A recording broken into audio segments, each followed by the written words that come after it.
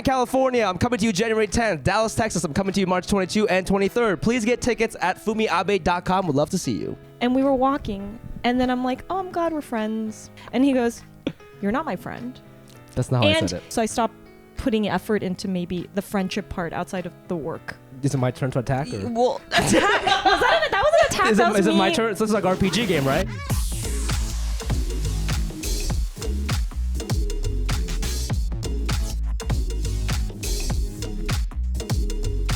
Welcome to Cash Cuties. Everybody's favorite personal finance podcast. Podcast. I am some guy, Fumiabe. And I'm a hot girl, Steffi. Big. If you're listening on an Apple Pod app, please leave a review, hit follow on Spotify, and sub to our YouTube channel for the video version of this podcast. All the links are available in the episode description below. Shout out to our Dono Daddies. These are people who give us money. This week we have Victoria E. gave us $60 and okay. And okay. You can't put dollars. That's what it said on the Patreon. It said dollars? It said $60. No, it said 60 NOKs, but we both got the thing, and we both thought it was $60. Yes. But when you convert NOKs, which is what? Okay, NOK is, you're right, it doesn't have a dollar sign. Doesn't have a dollar sign. We got this notification one day that said, congrats, you got 60 NOK. Oh, wait, NOK is... Nokia? Nokia stock? No. They didn't pay us in Nokia stock. That's not even possible. Hold on. It's not real, guys. It stands for Norwegian krone. Oh. So 60 Norwegian krone is about $5.89. What happened to your R's? You lost I got it in Asian. there. I'm sorry. I got lost in there. But yeah, so essentially it's $5, which is still great, but 60 sounded really exciting. Yeah. But thank you for that ride, the emotional roller coaster. Hey, That if was really someone, nice. whoever, you know what we should do for the first quarter for next year, whoever gives us the most dono, whatever, we'll make a fun little video for you. Ooh, a little Do you competition. like that? Yes, until you have deadline is end of quarter fiscal quarter 1. You have to donate the Which most is money. March. Yeah, That's how it works, I think it's right? end of March. January. Yeah, end of March. All right, guys. So if you want to get on that, go to patreon.com/cashcutiespod. And in exchange for your donation, you get a shout out on the podcast as well as bonus episodes. We just released one last week after Christmas. So it's a good time. That one's called Underwear. So check that out. Okay, so today's guest. Wait, are we not doing what's our financial thing? Just introduce her first, and then we'll All do right. it. And I believe in you this week with the Dude, host. stop! Don't put the pressure There's no around pressure. me doing this I'm right proud of now. She's a psychotherapist and LMSW. Also, my favorite person in the world and my favorite sister, Diana Bank. Woo! Hi. Thanks for having me on, guys. Thank you for coming on the podcast. Oh, you're welcome. I'm really impressed you guys have Norwegian fans. I didn't even think about No, that. me neither. That's really interesting. cool. Should we do a live in Stockholm? Where is that? Have you ever listened to my pod? I have seen the amazing clips that you guys put out on the That's a no. internet, and I That's a crack no. up and I comment and I like and I share. Yeah. Really? Do people recognize? Do people know that I'm your sister when you from the podcast or anything like that? You mean She's asking if your friends know about the podcast. Do they know? Do they know? Yes, people talk about the podcast to me. In the wild, I've been approached as well. Like In people the you don't wild? know? Well, That's that was racist. your other podcast people recognize me from. But people, when I bring up my sister or things that you do at times, sometimes people make the connection of like, oh, Cash Cuties? I know about Cash Cuties. So you guys are, it's like people know about Cash Cuties. Because our This last is huge. names. It's because of the bait. This is huge for us. Yeah. Was this? I don't want to make things weird, but is it? Oh my god! How did she get you to come on the podcast? Because I feel like you're like a normal, respectable, successful person, New York City girly, and we're just two dummies on a couch. I'm just wondering how this collab happened. Nepotism? Did she ask you, or did see you this ask her? You think this is a step up? Nepotism meaning like this is like an opportunity for you. Yeah, I'm just asking, Oh, like, yeah. what would make somebody as successful as you are want to do something like this, steep down to our level? I'm just, Oh, this is how we spend family time together. This is our Through quality podcasting. time for the year. Yeah, we do So- one podcast a year. Last year or so, she did Fun with Dub, Oh wow, Yeah. which was a hit. yeah. So this year, why not? Why you know? I had to Wow. beg her, honestly. She was like, ugh. She's like, no, just kidding. She actually, she's a fan. She's constantly asking me for financial advice. I'm like, the fact that people come up to ask us about financial It's advice insane. is bonkers. Well, people ask. They don't ask me for financial advice. They always ask me like, oh, like Mint is ending, so what app should I use for budgeting tools? Or like they ask me questions like logistic related, oh. not necessarily like what should I invest in, because I think we make it very clear that No, dude, I get actual financial really. advice. And what do you tell them? You refer to episode I 52. literally go, dude, we're both like dumb funny people. We're not financial people like that. Although, you know what? We are pretty responsible. I Being could responsible is different than being like, Financially. what should I do with $10,000? That's a lot of responsibility. it is a lot of responsibility, but you know what I've learned from this pod? Just put into high yield savings account. Yeah. If you have extra $10,000, High wouldn't you yield, baby. just high yield? High Let's yield. just Yeah. That's the safest thing you could do. By the way, because you're a bake sister, hearing about how your sister sort of approaches money, all that, like, A, what is your take on that, and B, are you similar in any way? Yeah, I would say that I think that she's pretty responsible about Really? spending. Yeah, I think that she's quite. This is her. So rude, Fumi. You don't think I'm responsible? I never said that. I just said really. Well, we did I'm walk in. actually We did curious. walk into Tiffany the other day, and she was about to make an impulse buy. So maybe that part Tiffany's not so much. the jewelry brand. That's your crypto night though. Buying things. It's just like nice luxury. Like you are responsible until I take you to the Grove or some shit. I don't know. You know what I mean? Man, I just like I was like, oh, I gotta save money, and then the minute I saw Tiffany's, I was like, let's just like look, and I almost bought What this did you want? bracelet. There's Oh, this bracelet. bracelet that was like How much? 2 G's. Okay. I didn't get it, but it was like if I had the right person next to me, you know, like the friend who's like instigates.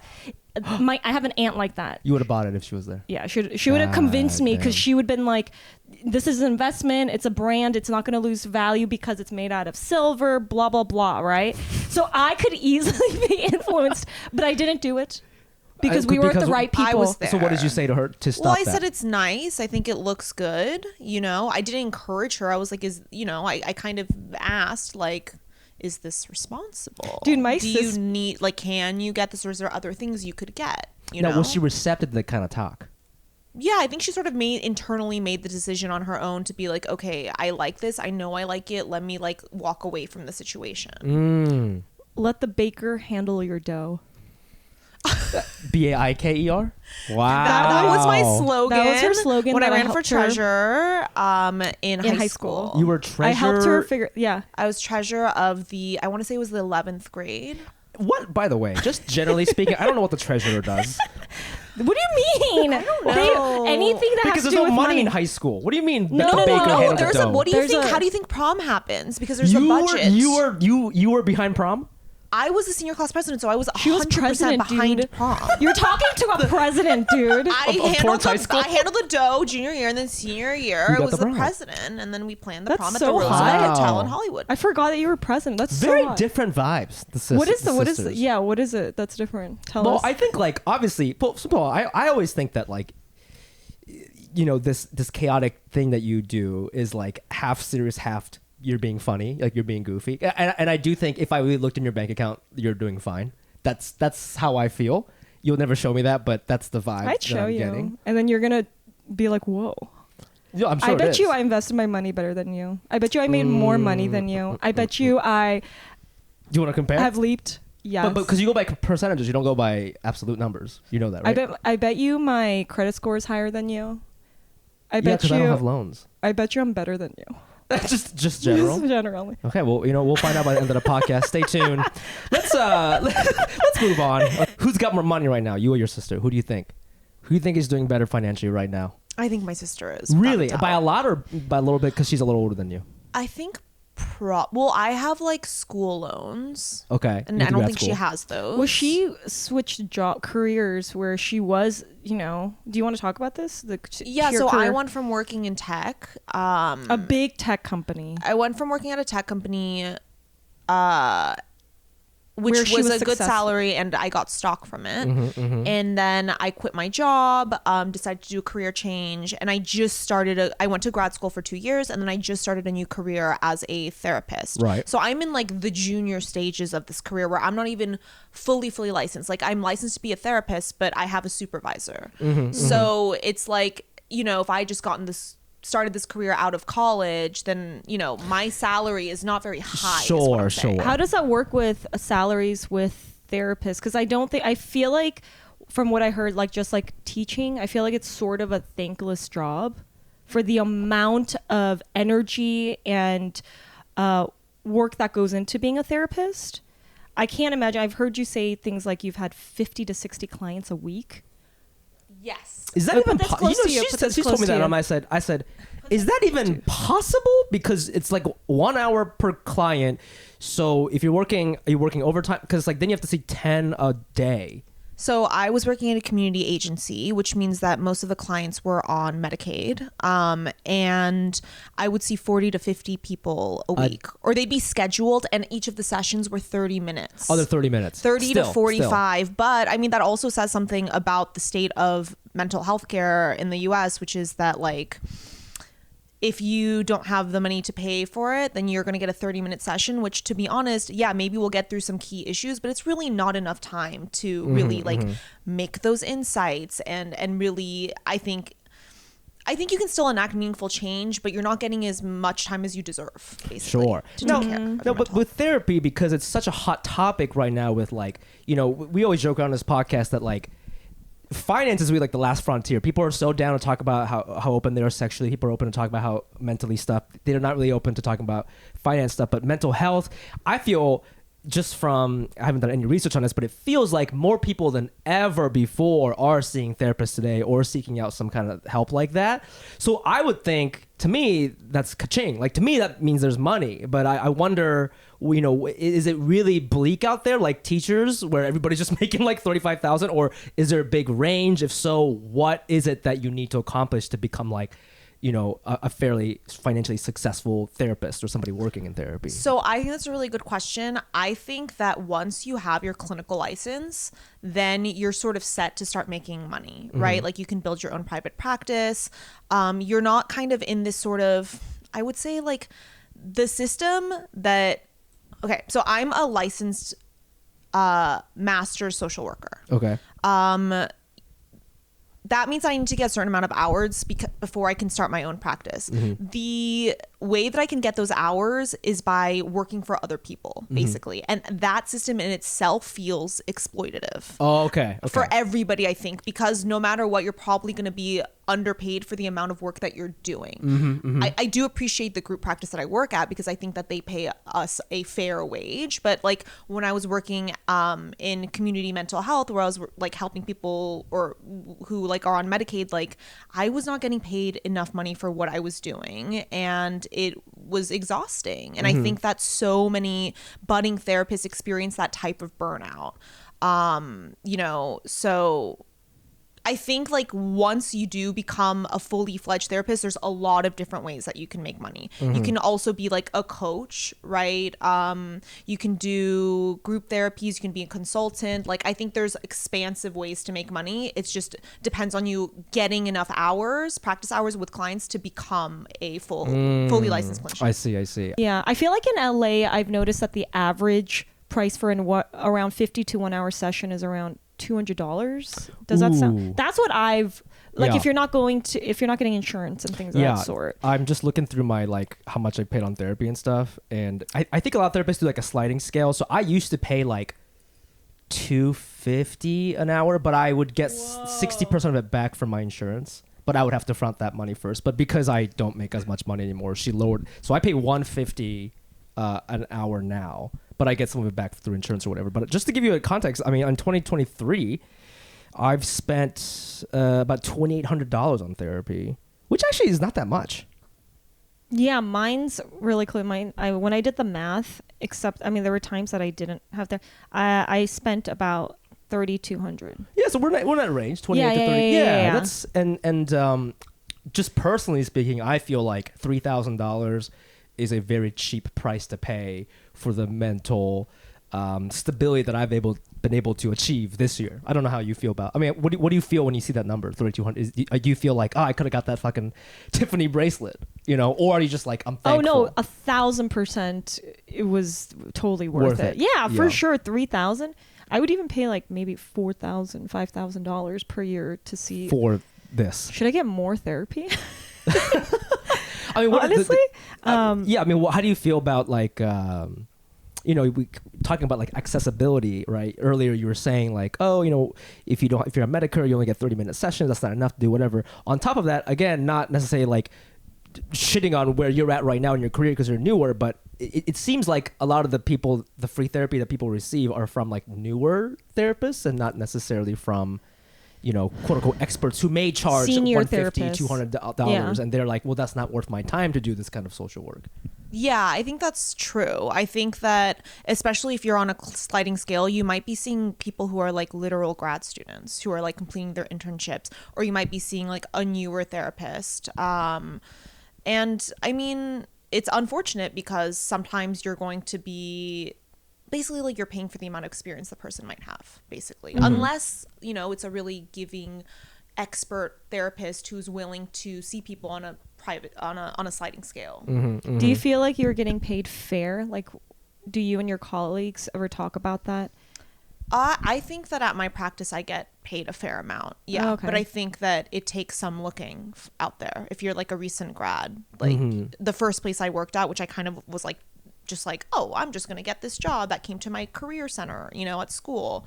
I don't think that they were paying fairly, and I didn't really look outside to see what else there might be. Yeah. Do you feel like one thing about like salaries and stuff is I feel because there are things like tech and all this stuff available. I was talking to a teacher friend of mine, and he was saying the biggest problem with education right now, especially in LA, is that because teachers don't make a lot of money, a lot of smarter people who wanted to become teachers do it for a couple of years and then they leave to go work for Facebook or whatever it is because they're like, well, I want to buy a house and have a family. And so he was saying like there's just not a lot of talent, not a lot of good teachers really like staying in the game. And my girlfriend was also a speech therapist, had the same thing where she was working these crazy hours. She was making like a little over like 100 at the time, but again, she was working insane hours, so if you divide it by the hour, it really wasn't that much. And her whole speech industry is having this thing where everybody's leaving because they're like, why would we work 60 hours if you're only going to pay me 110 forever? Like, I'm 40 now, I want to make more than that. And I wonder if that's a conversation that therapists are having, or if you've heard anything like that, just generally speaking in the community. Yeah, I mean, I do talk to people who are sort of like, well, I don't know that I want to do this forever. It's pretty grueling. And that they are looking to transition into like tech, for example, or into industries that pay more. I kind of did the opposite. So I don't know. But yeah, it's definitely talked about for sure. Because the other thing is like there's such a mental toll to the work, right? It's not like you clock in and you clock out. Like I remember like my girlfriend was like working with inner city homes where like these kids are apparently autistic, but she goes there and she realizes they're not autistic. It's just that their parents are busy working, so they're not talking to the kids, so they don't know enough words. So she saw why these people in these communities are never going to go to the best high schools, and they're never going to go to the best schools, and then they're not going to make as much money as you or I. And that was bumming her out, and that's like one of the reasons she wanted to like get out. And I was wondering if you ever had any experiences like that in your work, where it's like just seeing 60 clients a week, you're just constantly consuming like depressing ass stories, I'm assuming. It's not necessarily like how bad other people's struggles were that was difficult. It was more like the energy that it takes to be present for 50 people, right, a week, that felt really hard. I can't even do that like with me. With anyone during the pod at a movie. Yeah, can you imagine having to be present and like be so 50 different people and they're while they're pouring their hearts out, so it would be so rude and discouraging for them if you were like, oh wait, sorry, what did you say? You can't zone out, you can't look at TikTok. You can't zone out. And then like if you're you might have no break, you might have no breaks in between the sessions, right? So it's like I might have to pee during the entire session and just have you can't go pee. You can, but if you have a back-to-back-to-back, then like you're seeing 10 people a day, there's not that many hours in the day. You know what I mean? Do you have to do you and your colleagues have to almost like how do you just like a doctor, how do you separate yourself from like doctors? I feel like if they're dealing with patients who are sick, we kind of talked about this, they're dealing with people that are sick who might be dying, you know, they have to almost separate their feelings from what's happening. Do you feel like you have to do that in some way? Yeah, I do feel like I have to Can you put this compartmentalize. closer? Sorry, I feel like I do have to compartmentalize. I mean, one of the first things they told me in like training for this like first job that I had was they were like, you guys need to learn how to set boundaries with like your loved ones. Like there are times where I might like if you're coming home to a partner, right, you might literally be like, hey, I had a really rough day and I just like need some time to myself tonight, can't talk about anything, you know. And then it's like, oh, what kind of self-care do you like to do? Is it taking a bath? Is it like gaming and dissociating? Is it, which is what I like to do, Play Red Dead Revolver. yeah, play Red Dead Redemption 2. How do you like to relax? I kill a bunch of cowboys on TV. Yeah, I like to go to the saloon. I like to get a nice haircut. Yeah. Howdy. A lot of my friends go to therapy, right? Shouts. But Shouts. But I noticed that men seem to have more of a hesitation to therapy. And I looked up a statistic that says that a little over 1 in 4 women, 25%, received any mental health treatment in the past 12 months compared to 14% of men. This is like So it's 2020. 1 in 4 versus 14%. So it's 25% versus 14%. Yes, 25 instead of 14. So it's not too bad. Not too bad. I thought it'd be much worse. I thought it was going to be worse too, based on the guys that I hang out with who are like, their main thing that I usually hear is that it's too expensive. Yet they're driving a Tesla that's worth $600 a month, or they're like paying $1,000 per month to go to the gym. You know what I mean? But they don't want to practice talking about their mental health with somebody, or that's very important, using like your mental. So do you feel like that's accurate based on what you've seen with your clients where? Well, when a client comes to me who is like a cis man, he usually is already wanting therapy. So I would say like those clients are generally pretty open, but I would also say I think our society more broadly does not socialize men to talk about their feelings. It's not a sexy thing it didn't used to be a sexy thing for a man to do. I think now it is, right? Like men definitely go to therapy, you're going to get a lot of dates, but It's true though. right? Like When do you throw that out? Are you like, when you go on a date, are you like, hey, I go to therapy? Or I like, show my bills. Yeah, you're $3,000 like, of work I've done up here. yeah. No, but I think like it comes up sometimes. Like sometimes we talk about therapy. I talk about therapy with my friends, you know. But it is. I mean, this is. I told her this. I'm curious to get your take on this. I'm trying to write a joke right now, and this is based on Steffi. Fuck. No, this is just based on our interaction, and I think therapy is so great, but sometimes I think that when you are like trying to bring up something, or you need to like confront someone about something, and you're like, okay, well, I don't want to hurt their feelings, so I'm going to talk to my therapist about how to best approach this so that I can convey everything perfectly and also try not to upset the other person, right? So I strategize with my therapist, and then we meet up, and then I do my little thing, you know what I mean? I do my little moves. We're and role then, playing. You know, I do my little therapy language, you know what I'm saying? Like love, whatever, quality time, whatever the fuck it is. And then she's like, oh, and then she'll go back to her therapist and then re-strategize on how to continue this conversation. And then she's throwing words at me, and I'm like, oh, fuck, you're right. And then I go back to my therapist, and after a while, I feel like we're sort of like in this proxy war. You know what I'm saying? It feels like a Pokemon kind of vibe.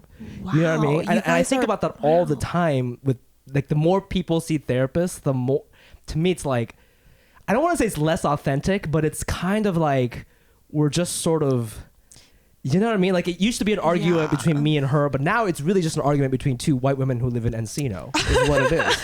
like you guys have concilieres is Kind basically of. what's happening. And like this is not 100% based on her, but it was sort of like, I just thought about it one time when I was like having a thing with you. I love how much you're talking about me. Yeah, you're all I talk about. I never talk about you in my sessions. No offense. That's not true. You talked about me once.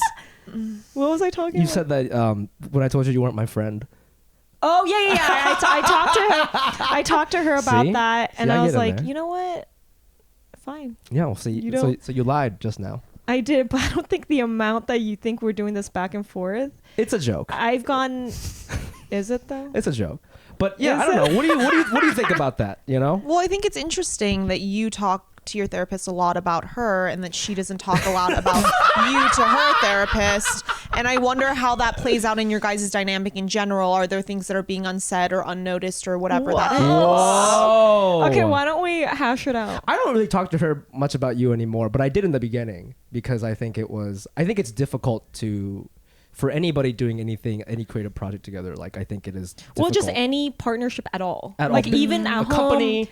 I'm sure you probably had shit you wanted to say when you had a business with your ex-partner, right? Like, oh, completely. But I didn't go to therapy at that time. If I did, it would have helped a lot. But yeah, we talk about people closest to us, essentially, right? Yeah. And we want to be able to. I feel like that's very sweet because it's like you want to come off as you want to make sure that you're bringing up points in a manner that's not going to hurt. I'm assuming not hurt me either. Well, because I want a conductive. Is that the word? Conducive. An efficient. I want some sort of progress out of the conversation. I think the worst thing is just being mean to each other, which I think a lot of times with male friendships, if you bring something up, it just turns into like a roast fest, which can be funny, but it's like, okay, I laughed, but we didn't really solve or address any of the problems. Right. And I think that's where therapy is nice because you could just like have the right language in mind to be like, hey, this is like what I'm trying to say. And whatever. Yes. Whatever I think the problem that you're sort of hitting upon with using therapy speak or therapy language is if you're starting to weaponize it as like, this is why I'm right. Right. Like I might know more than you because I know these terms, right? And using that terminology to sort of manipulate the person into knowing your point or whatever it is. Bro, people do that shit all the time, especially around here in Silver Lake or whatever the fuck, like East Side, like people fucking. I just feel like when I'm at certain parties, I'll say something and they're like, oh, that's co-opting, or you know what I mean? They'll like say, and I'm like, shut the fuck up. And it's weird. It's actually very inefficient because I think sometimes when you weaponize it or use it to pretend that you're at a certain status above mine or something, it makes the other person feel upset or inferior. And then I'll be more problematic just to piss you off. You know what I mean? Because you're mad. You're you know what I mean? Yes. I'll start calling people gay. I don't give a shit. You know what I mean? And then but just to piss you off because you did that. And I feel like in those moments, maybe therapy wasn't helpful for that person. Yeah, exactly. I think if your intention is to have a conversation that is communicative and conducive to solving the issue, that's good. But otherwise, you're just being an asshole. Like Jonah Hill, like saying he's setting boundaries. It's so old, but it's like, oh, you were actually just creating rules. You weren't cooperating with the other person to like get something like to set rules in place for both of you guys to relate better to one another. You were just saying like, this is my boundary, and if you don't follow it, then XYZ consequence, in a way in which it felt like he just had a lot of power and control in the dynamic. Can you therapize us real quick about am I getting paid, let me talk about my problems here. Yeah, you go first. So I love Fumi. And I want to become closer friends with him. But this thing that he threw up one day when we're at the writer's strike that I went to, I'm not a writer. I mean, maybe one day. But I came to support him. Oh. And we were walking. And then I'm like, oh, I'm glad we're friends, blah, blah, blah. And that we're doing this podcast. Da, da, da. And he goes, you're not my friend. That's not how I said it. He's a comedian. So I'm used to that type of thing. Then I was like, what are you talking? But I still was like, what are you talking about? Yeah, we would. And he's like, no, it's because we're working together. And I was like, it literally was, I was like, this is interesting. And I said, you know what? I told him, I was like, I'm going to keep trying. I don't care. But I went back to my therapist because I kept thinking about it. And I was like, wait, if he doesn't see me as a friend, I'm not going to, And she's like, well, talk to him, which I don't even know if stop looking at me like that. What do you mean? This is what couples therapy is, dude. I'm about to look at this is raw. So I'm not gonna lie, I tried, and then at some point I just stopped because I was like, I think it was more just I felt like, because I think we're both kind of avoidant. We both have more avoidant energy. So I was like, maybe because I was hurt, I'm more likely to be like, well, fine, I'm not going to do this thing that actually does mean something to me. And so I stopped putting effort into maybe the friendship part outside of the work element. So because I was like, oh, well, nothing's gonna come of it. So what was that? Is it my turn to attack? Or? Well, That was an attack. Is it my turn? So this is like RPG well, I just game, want to right? hear your perspective of that situation. Yeah, Okay, like well, first of all, I'm being misrepresented. Okay. Well, So I'm that's being my misrepresented. perspective. It's my Oh, sure, perspective, sure. right? This So is what's your perspective? Because, and I know how I said it because I've said this to a lot of people before. Okay. do you guys have popcorn? Okay. This is how I said it, or like this is what I think I said it in my head. Basically, I was saying that if we stop this podcast, I don't know that I would see you that often. Like, I don't know that we would be that tight or like be quote unquote friends. I have a pretty high like a strict definition for friends, or like it's just because I don't. You know, I think there's a big difference between like an acquaintance and a friend. I think some people are like, oh, he's my homie, you know, but for me, it's not like that. It's like, I could know you for 10 years and I would still not call you my homie if we didn't like have multiple outings and like go for beer and like share things with each other, you know? Like, I probably have like 9 friends, to be completely honest. Okay. 9 friends. And I have other people who I'm like cool with, but I would never like, I wouldn't invite them to my wedding, or like we wouldn't go on vacation together, right? So that's how I like sort of operate. This is my world, right? And so what I was saying is like, I think I was saying like, if we weren't working together, like I enjoy your company, we are friendly, but this is at the time, things have changed. That was 6 months ago. But I think what I was saying is... I already have my wedding dress picked out for your wedding that you haven't even told me. So even if you don't want me to go, I'm going to show Why up. are you marrying me in this fantasy? What the hell? No, I'm saying for the wedding. wedding outfit Oh, for I the see, wedding. I see, Even I if you see. don't ask me, I will show up. Sure. With the podcast stuff, and Podcast I'm gonna be there. I don't care what So you say. I Like a think I was crazy like- ex-girlfriend. So I think that language was supposed to mean like, hey, like I don't want you to like feel hurt or disappointed if this ends and I'm not around, or we don't. I don't know. I guess I was just sort of like, a lot of the things that I do is I put a lot of energy into like me thinking like, oh, I'm like taking care of that person or like making sure they're okay. But a lot of times like it's not even really doing that, you know? So I think that's what that is. That's where that language came from. So you didn't want there to be an expectation that if this outside of this podcast that you would like be leaning on one another as friends? I think it's 40%, 35% that, and I think 65%. I think we were just talking about. I don't know what we were talking about. I don't really know. I think You just have a different definition of friendship, I think, right? Which is fine. We were hanging out before. Maybe it's true that you were more of like, I'm likelier to call somebody my friend off the bat, and you're saying like friend is a very specific thing to me. I think so. Yeah. Yeah. Yes. We were hanging out before the pod, actually. So it wasn't just because of this we were hanging out. Like we were like Yes, going we to parties. became friends before. Yeah. Oh, So that's why it came up, because we were talking about how we used to hang out more before the pod. before the pod. Yes, and I was half joking, half seriously saying like, well, now that we're in a business relationship, it's not really gonna be like that. Business? That's sort of like, I think that's why I brought it up. Okay, now I remember. Right. Yeah. But that's yeah. like me saying like, because I'm on the pod now that no, actually no, that's It's not different for guests It's because you different. don't do the behind the scenes planning. That's true. and, That's you know, true. But all also, that. I guess like being in a business relationship together could definitely changes the nature of a relationship or a friendship. 100%. Yeah. And how would you guys say you are now, though? Like, what would you say I would- about friendship now? I would definitely invite you. If I got married, I'd invite you. For sure. I probably have to invite you now.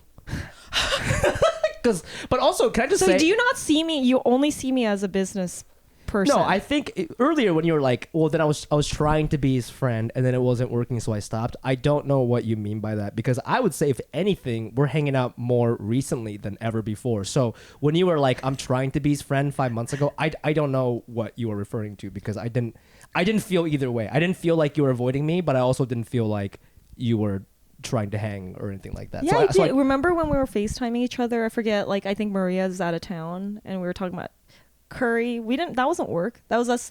But you had a thing with friends. You do have a very I have a weird thing You with have a friends. weird I have a thing weird with thing with friends, friends. which I think is similar to potentially maybe how I used to see relationships in the past, which is, again, I have to set up terms and things so that there's a potential I could escape in case because we're getting too close, which is an avoidant, like kind of an avoidant thing, right? Yeah. It's I do that. Do you know what I'm talking about?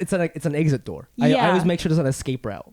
Yeah, exactly. Yes. So like, no, you're not my like just in case. Just like in we have case. to right, Yeah. which is kind of what you were saying in the about it. Yes. But Right. yeah, now So you're. you used to do that. I used to do that. But yes. you stopped So- doing that. No, yes, which is why I could see when you were saying that at that time, like that's how it is. But then I think my therapist was like, you take people for their face value, what they say, the truth. And I was like, well, if I'm putting, That's awful energy- advice. What? Take people for what they say? like, she's saying like, don't try to, like sometimes when people are telling you something, like believe it. Because I'll like over. Really? You don't think that's a good what do you think about advice? that? I think that in the context of this, she just meant like, if he's telling you like we might not be friends after this, like that might be true. Yeah, like instead of me being like, no, I'm gonna make him like, because Oh, I I see could what do you're that saying. with relationship, like other types of relationship. I could be Yeah. like, no, I could change his mind, or I could do this or that, and it'll be different, played out different. But I think she was just saying like sometimes people just are, if that's their Yeah. truth, that's their truth, and like Yes. learn to accept that. I think the other So- thing is like even before the podcast when we used to hang out, it's not like I had known you that long. Like you don't like I don't know who you really are that much, and I think vice versa. Like you know who I am now, but you don't really know who I was in my 20s and like what made me this way now. And I think a general theme in my life is that I have very little love to give. And so I'm very, that's why I think I don't have a ton of friends, because I physically cannot let people into my life like that, because then I feel like I feel like it's like a Tamagotchi. You gotta like feed it, you gotta shower it, you gotta clean its shit. And so I always say to my girlfriend, if I break up with her, I don't think I'll ever seek like a serious thing, because I just gave it so much that I don't think I could do it again, because I'm out of it. You know what I mean? And there's not like a ton of, I don't have a source. It's kind of like my love is like eggs for women, like it's limited, and I've already sort of bled out a lot of it, and I'm getting older, and like, you know what I mean? This is a terrible analogy, but you know what I'm saying? It's like finite. It's finite to me. And I think for some people there is like a source connected to their love machine, and they just always have a lot of love. What is your definition of love, though? What is my Like, definition what of are love? what is in the eggs? Your Yoshi What's eggs. in the eggs? Yeah. I love that he is able Yoshi's to relate story, to the- aka Fumi's story. Boobies eggs. I've got eggs too. What is my definition of love? What is your definition of love? No, do not put this. Cool, what is it please. called when you're Please. Yeah, you're sort of You're deflecting. deflecting. I'm You doing don't a have bounce to pass. answer the I question. did a bounce pass. You don't Remember have when to I made answer. you do this last? You were leaving, and then I asked you about the love thing. We were talking about this because Yeah. I was like, "Oh, you should read this book by Bell Hooks about what is it called? All about love." Yeah. And then you were like, "What is it about?" And I was like, "Well, That I sounds have exactly like that was a perfect impression of Yeah. what I would say to somebody like, recommending like a book on called the way, like with his back toward me, walking out. What is it about? And I was like, well, it's all about love and like trying to like. I was like, I'm practicing, using my heart instead of my head about like the amount of love, and you can always give love. And he's like, nah, fam, that's not me. And sorry, go. I asked him, but he deflected then too. I think I don't know if I can define love with the English language, but I think I can describe it in You feelings. could do it in Japanese. I can do it in feelings. I can do it in like scenes. I can do it in scenarios. I think love, just generally speaking, is if I'm living my life and every once in a while I think about something we did in the past and I go, oh man, I missed that guy. Like that was so fun. That was such a good time, and I'm glad that happened.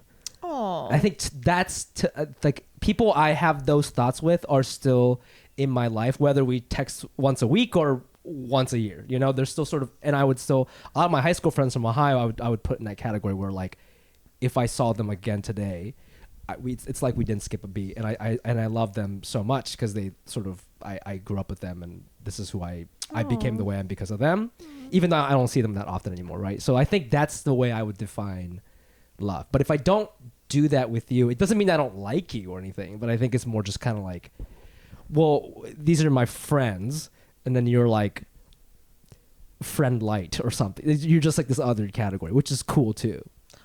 Right. So you're saying like a friend, the love in friendship for you is defined by like nostalgic memories. Like experience, like good experiences shared together. And is there something about like a work relationship or context that maybe seems to exclude that idea?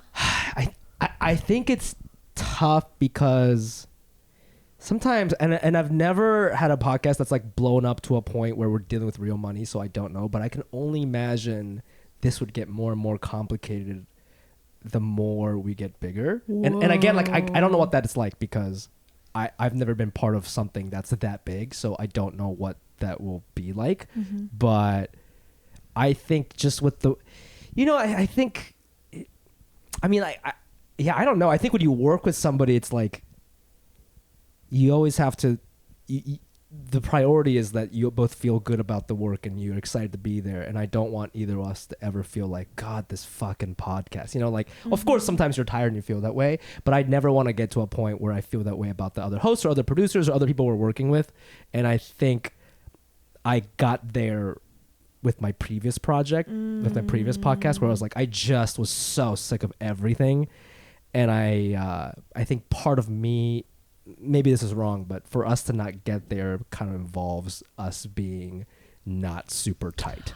Oh, okay. I see. Interesting. That makes sense. Like again, we can be friendly, but not super tight, Right. Like it feels like a lot to have everything wrapped up together, including friendship, because that might affect the business relationship. Yeah, and again, we are not a thriving business by any means. I showed you how much we made this year. I think we netted $500, but that's still cool. That I think it's cool that we still made like $4,000 or $5,000 this year. We spent most of it on cameras and stuff, but like, it's cool that you and I did that out of nothing. I think that's amazing. But again, I think it's like to keep it going, because I'm still passionate about this work and passionate about the project. To keep it going, I think requires for me, I think, some distance. Yeah, some boundaries. And I think maybe. those are the sort of the sentiment that was around that comment I made at the writer's strike. Yeah, what do you think? Well, I've had relationships. Most of my work relationships have been with people that are really close to me. And there have been breakups, obviously. But I don't know if the money part is really what ruined the relationships, I guess. But it could be, it definitely could be connected.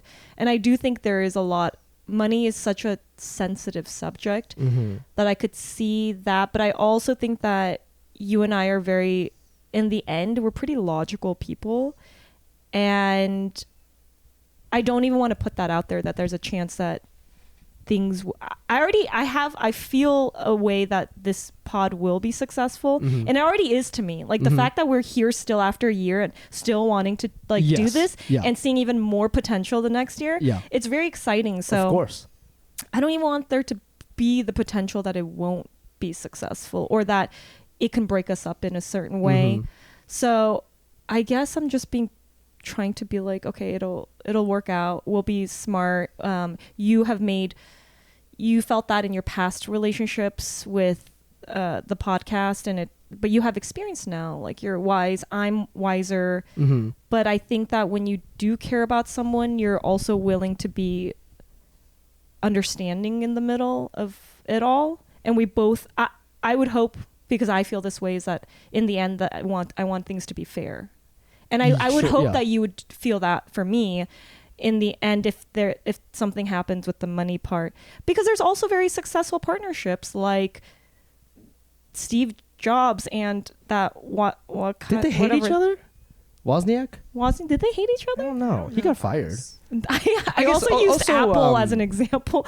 I mean, but I'm just saying there are also successful relationships that come out of like success in a business, like, right? Yeah, but I think he's saying like, it's not really about the money. I guess I was saying like, of course I don't want anyone to get fucked money with. I guess I was saying like, what I meant by as this gets bigger, it gets more complicated. I guess what I'm saying is, as it gets bigger, there's more work to be done, and so we're gonna be more stressed because right now I do XYZ, you do ABC, but now you're gonna have to do A, B, C, D, E, F, G, and now I gotta do more. You know what I mean? Like, and we've been there haven't we? Like done that.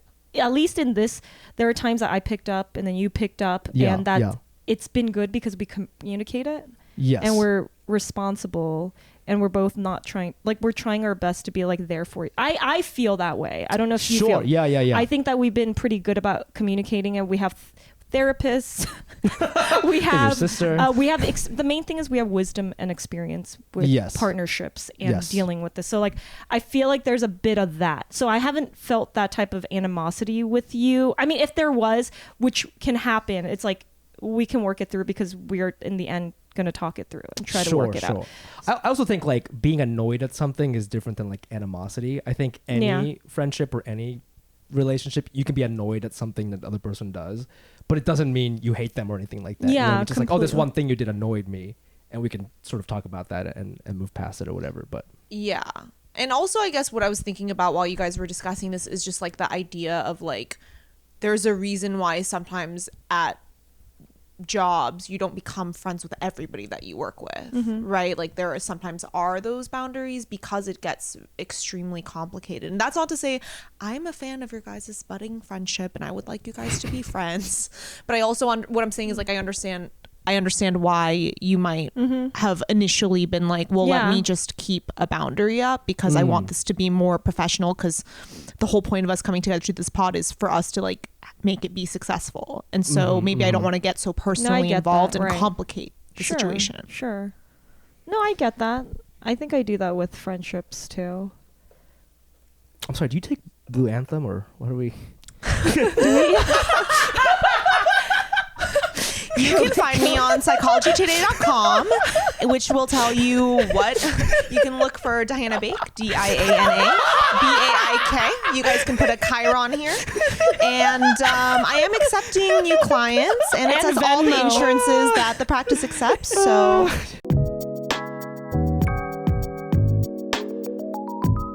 I do want to quickly, I feel like a lot of times I hear myself, I don't re-listen to a lot of the episodes, but sometimes when I do, I'm like, I sound so ignorant when I'm talking about class and wealth when I'm interviewing guests.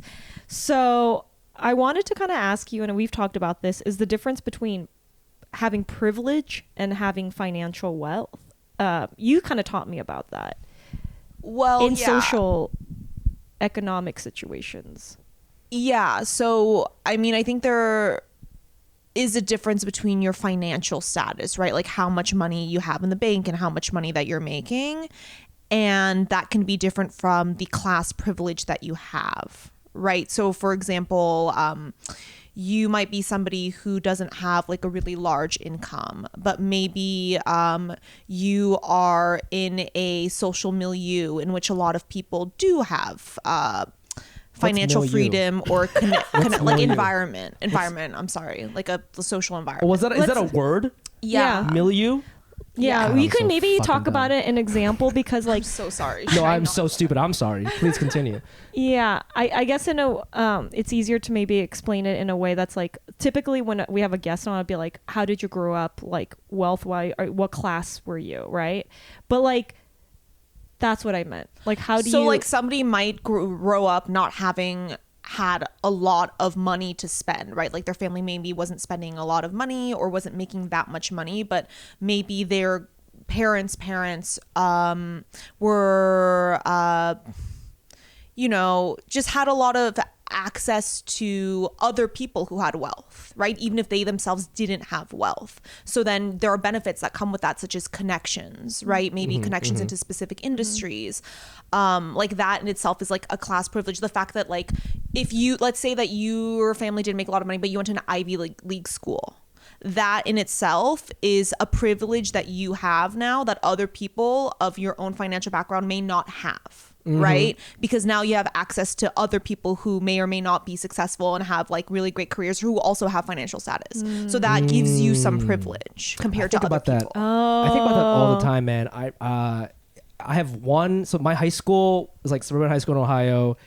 It's one of those schools where like the valedictorian, she went to Ohio Northern University. Like no one is going to Ivy League schools, not because they're smart, because no one can afford $40K. It's just not that kind of town. But me and my other friend Kara, she went to Northwestern. I went to NYU. We were the only kids who like went out of state to like a famous school or whatever the fuck. And she lives in LA, and I met up with her a year ago, and we were both talking about how like we both upgraded our status the second we went to these schools because of access.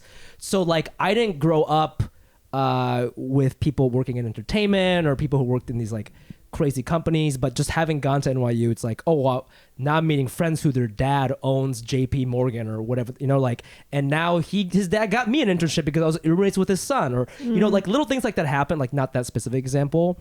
Even me being in comedy today all happened because I was in New York City because it was so accessible to me. I think about that guy in there's a new SNL team called Please Don't Destroy. Love that. Love them. They're all Shout so out, funny. Please Don't Destroy. But there was an article about two of them are Nepo babies, right? One's father is Adam Sandler's writing partner. The other one is a showrunner for SNL. And the redhead kid, he's the only regular kid.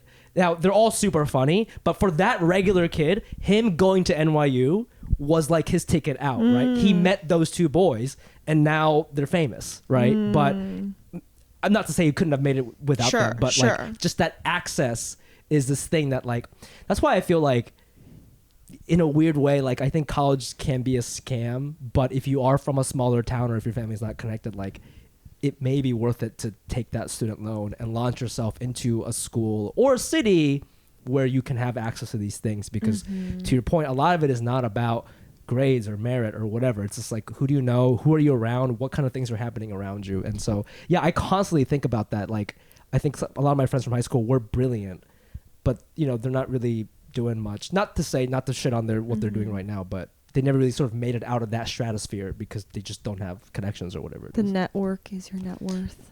Yeah. You heard it here first. Wrapped it up. That's so interesting. And I know both of you guys went to schools with also like, I'm assuming like being around, there's a privilege to being around white people, right? Just in general. Just general. Well, not every white, but it's like the schools that you guys went to, both of you. How did it affect your mental health that you didn't maybe that you didn't grow up with money in that way, being around? Because NYU, there's a lot of really wealthy. There's a lot of money. Yeah. And then for you, going to Johns Hopkins, I feel like you're around a lot of wealth. Is it a private school, Johns Hopkins? It is a private school. Is it the similar vibe where like people are flaunting money? Because NYU is very much like that show. Was it Gossip Girl or one of those? Yeah. It's very like, obviously there's regular kids like me, but there are a lot of kids who are like 19, fake IDs, going to clubs, getting bottles, $700 a night, like at age 19. And someone from Ohio, I'm like, what the fuck are you even talking about? You know, was it like that in Maryland? Well, I don't think there was as many opportunities to flaunt wealth that way. So it'd be more like, what were people wearing, right? What kind of clothes did they have? Or like, I guess we had this fraternity called St. Elmo's that the rumor was that to be in the frat, you had to show your parents' tax returns. I don't know if it's true or not, but that was like the rumor. So it was like seen as an elite frat, but also like, yeah, I like went to like public school in like Torrance, California. So like knowing that kind of information, I was kind of like, wow, it's really crazy that like your social status, like it was just so new to me, right? Yes. Of like, oh my gosh, how cool you're seen on campus is also based on how freaking wealthy your parents are. And like, also, I think if you're at a predominantly white institution, which I feel like NYU is probably pretty diverse. Like, I don't know. But for like being somewhere at like Hopkins, you start to realize like how different you are, and also how important it is to be culturally assimilated, right? The more Americanized I seem, the more I'll fit into the situation. So, yeah, I guess it just made me a lot more aware of things like that are really like hidden. Like you don't really understand that the more Americanized you are, the more you're going to fit in somewhere. It's subconscious, I think. Was there like any sort of bullying from them, or like this feeling of like you were less than, or was it your own created space of like, do you know what I mean? Like, I think anytime I did feel insecure, it was my own doing. It was your own. Yeah. Because those rich kids, they never did anything to make me feel less than. They were, in fact, they're just like, whatever, I'll pay for it. Like, you know, they're pretty generous. But yeah, I think like just coming from a smaller town, my biggest shock was like, I just didn't realize how much money there was in the world. Like, I remember I met these twins they were going to Stern at NYU. At the time, Stern was like $55 a year. And I remember like a lot of kids don't get scholarships because their parents are rich. So they didn't get any scholarships. So I'm like, that's $110,000 a year just for tuition for these twins for 4 years. So that's like $400,000. And that's not including housing and books and other shit they're doing with, you know, living their lives. And so, but you got to be thinking like, okay, so their parents are comfortable enough that they can do that and still have a house in Santa Barbara and live their life as 50-year-olds or whatever it is. And to me, that math, my brain exploded because I was like, I don't even know what that means. Like my sister didn't go to a private school because I did. Like I took that away from our family. You know what I mean? Like it's not like we're both gonna go do stuff like that. So that I think that was just like daunting to me. Yeah. I didn't experience any of that because I went to UC Irvine, and so felt like an extension of Torrance of high school. So I didn't experience that until like maybe the classism thing or whatever till I was older. But I do remember my sister's experience, and then like she would talk about those things of like the clothes you wore and all these things that seemed pretty stressful to me. And I feel like there could be resentment of maybe your childhood or something like that based on knowing that, you know, it's kind of like you didn't have those things, like the feeling of not having. Is there a particular UC school that's more like for the rich kids or not really? It's all kind of the same. USC, it's not a UC, but Well, like that's a wait, private but that's school. a That's private private no, I school. know. Yeah. I can't. Maybe like, UCLA. Maybe it's based on status, like academic status, like Berkeley or Berkeley and UCLA. LA, or definitely. Well, because I always thought UCLA and Berkeley, the kids who go there are kids who are really smart, but they don't have family money and they're not super connected. I always felt like that was the vibe, and because like their test score is better than everybody else, but they just for whatever reason like they live in California and they can just go for $6,000 a year, so why not? You know? it was cheaper to go to Berkeley than to go to like UCI.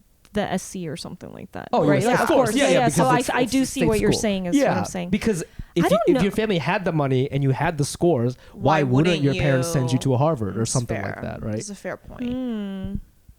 Yeah, I don't know. You I don't know? think there is for UCs necessarily. I have no idea. I don't think anyone cares about the UCs in that way. No, that's You not true. We love the UCs. UC Irvine, best breakdancing team. Well, I guess Mike if Song, we're how dare you? being technical about it, I mean, I would say like if people tend to go local to school, then whatever area has the most wealth. Do you know what I mean? Say that again? Like I feel like with UCs, it's like whatever area.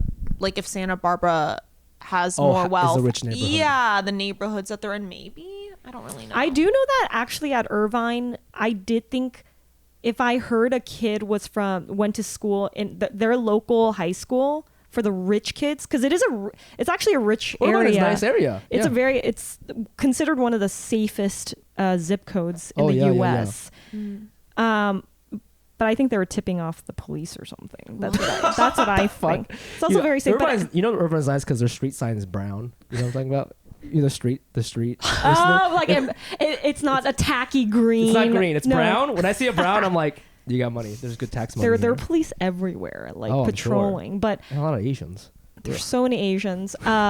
Why is your guys' mascot the anteaters? Zot, zot, zot. Okay, you guys are already shitting on it. No, like, I'm just chill out asking from a your question. rich ass. I genuinely want to You're- know. I'm curious So about the privileged anteater over thing. here. Oh my Private god. school girlies. Can't you see? No, but I knew that if you went to University High, you had rich parents. What's that? That's like the rich high school. You heard of it? University at High. Irvine. Yeah. Wait, isn't that like a really good high school? It's a very good high school. Why would they go to UC Irvine? Is that I just knew that if they did go to UC Irvine, they were rich. That's Oh, like I going see. to a middle school called high school middle school. That's weird. Stupid. That's literally what it is. There's the That's other hilarious. one. Canyon, right? Canyon High School. That's the other one. That's around there. I don't know that one. I have a lot of friends from that area. That's funny. Yeah. Damn. But- UCI. Wait, so do do all the private schools like wait, is NYU that's a private Private, that's a it's private. Yeah. Do they have rivalry what versus like USC? I know USC was equivalent to NYU. In my head is equivalent to NYU in terms of like how smart. There's a theory I subscribe to that neither USC or NYU are good schools. They're just extremely good at marketing. No, that's what people say. They say like they're not that. They're People are not like that they're good. not that They're not that smart. good. But you have to have money to get in. So Of it's like course, yeah, it's private school. necessarily Yeah. necessarily what I what I hear, Yeah. unless you're in the arts or some shit or Yeah, in if you film. go, I mean, but even then, it's like they're just trying to make money. Like, how many of those kids in the film programs are gonna be on SNL or be a Bowen Yang? Like, Bowen Yang didn't even study. He was a chemistry major. when He was like, NYU. NYU was a chemistry major. Yep. Wow. And then his whole thing is he was taking the MCATs or something, and in the middle of it, he was like, because he was already like a comedy god at the time in the UCB scene, so he was taking the MCATs, and in the middle, he decided he doesn't want to be a doctor, and he walked out. And that's Wait, I did no, I didn't do the same thing, but I was studying for the MCATs. Yeah. And then I was like, fuck this. You I said, was like, "Fuck this, I'm gonna be a fuck this. I'm podcaster." gonna be. that's so sad. I'm Go gonna back. Have, Go I'm gonna back. Have 2 podcasts that You'll don't see. make any money. You'll see. Goddamn. All right, let's wrap this up. Okay, Diana, okay. Thank you so much for being on the podcast. We hope you enjoyed it as much as we did. I did. Thanks for having me on. Is there anything you want to plug? Get some new clients. Go ahead. Okay, so you guys can find me on psychologytoday.com. There's a link right there. It'll direct you on how to email me. And yeah, I'm going to start taking new clients in the new year. I had a little bit of a waiting list, but now the DMs are open, as they say. And we're taking 10%, baby. We're taking 10%. That's not true. You can follow us on all the socials at Cash Cuties Pod. Please follow me on everything at the Fumi Abe, the CHEFUMIABE. And you can follow me on Instagram, Baked Goods, BAIKEDGUDS, or check out my website, SteffiBake.com. Hell yeah. And Venmo is Steffi is me. And mine's the Fumi Abe. Shout out to our sound engineer, Domagoy Ivanchik, video editor, Matthias Robles, and our analyst, Holly Sandler. Thank you so much. And we hope to continue working with you in 2024. And we're going to pay you more money, I swear to God. And we want to hear about your spending habits. So please email us at cashcutiespodcast@gmail.com and tell us about your financial topics that you'd like to hear. Send us a voice memo, because that's always nice to hear our listeners, because it's always the other way around. It's great. We love We to hear want to you. know what you sound Yeah, like. you sick fucks. Let us hear your voice. See how that makes Yeah. you feel. Okay, we'll see you guys next week. And until then, spend your money wisely. Or have fun. Bye. Bye.